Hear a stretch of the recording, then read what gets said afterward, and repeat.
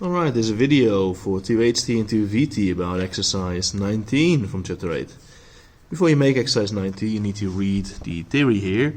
This is the volume of a cone. So earlier we did the volume of a pyramid, right? And in the beginning we did the volume of a prism that was over here. So now we're going to do the volume of a cone. A cone is this shape, right? It says here the volume of a cone is 1/3 times pi times the radius squared times the height. You have to use pi now because the base of a cone is a circle. And whenever you use a circle, you always have to do something with pi. So if you know the radius, right, you have to do the radius squared and then times pi with your calculator times the height and times 1/3. So it is a bit similar to a pyramid, because with a pyramid you also do 1/3. But now it's a bit more difficult because you also have to do pi and the radius and all of that. Here's a nice example. You can read that yourselves, but here to just explain this calculation a bit. We're going to be doing 19 over here, and let me tell you that 19a is alright, but 19b is a bit difficult, so it's good that I make this video for you. Exercise, first I read this. Here, look at the cone-shaped glass in figure 8.29. So here we have this glass, and on top here, this is a cone. So we're going to ignore this this thing over here. We're just going to be looking at the cone. This is 6 centimeters wide and it's 10 centimeters high. And it says the glass has been filled to the rim with orange juice. How much orange juice is there in the glass? Write down your answer in cubic centimeters and round off to one decimal place. Okay, the rim is the edge of the glass, so it's just been completely filled. So the question is how much orange juice fits in it. Okay, so we need to know a couple of things. If you take a look at the formula here, we need to know what the radius is and we need to know what the height is. Well, the height is easy to see, that's 10. And the radius is half of 6, because 6 is the diameter, so the radius is 3.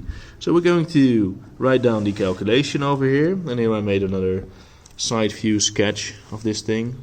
Exercise A. The volume is, let me make a bit more room. We do 1/3 times pi times the radius squared, so times 3 squared times 10. You can use your calculator for that. Right, if you forgot where the pi button is, I can show that to you now. First we do 1/3. You can use the fraction button right here like that, and then 1 arrow down 3 times, and then pi is over here. Yeah, so 1/3 times pi times 3 squared times 10. I get as an answer, rounded off, 94.2. I think we had to round off to one decimal place. Yeah, this is cubic centimeters. Okay, like that.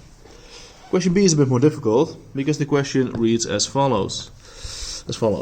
A few sips later, the level of the orange juice is 5 centimeters lower. What percentage of the orange juice was drunk? So, I mean, you could think easily and think, oh, it's 50% because it's now lower. But that's not the case, because in the top half, a lot more fits than in the bottom half. Let me show you that using this example here. I made a drawing, and now the height of the orange juice is going to be 5 centimeters lower. So, for example, over here.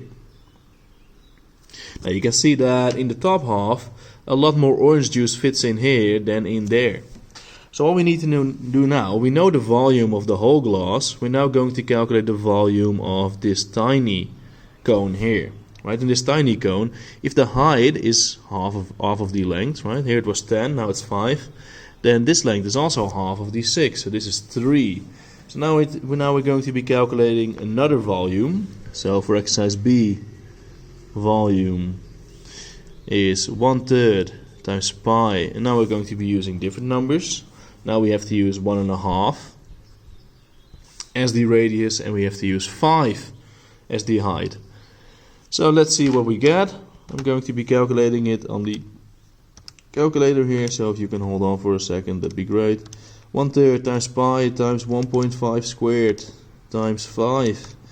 Here I get 11.8 rounded off. So you see that there's not a whole lot of orange juice left. So the question is, what percentage of the orange juice was drunk? Right, so this is what you have left. So we need to do 94.2 minus 11.8, because then we know how much we actually drank. Alright, so minus 11.8. So the missing orange juice is this. So if you want to know what percentage that is, you always do the part, which is 82.4, divided by the total. So 82.4 divided by 94.2, and then times 100. And then we get times 100. And then here I get 87.4%. And the percentage you can always round off to one decimal place. So this was exercise 19. Hopefully you understand it. And then I'll see you in the next video. Bye bye.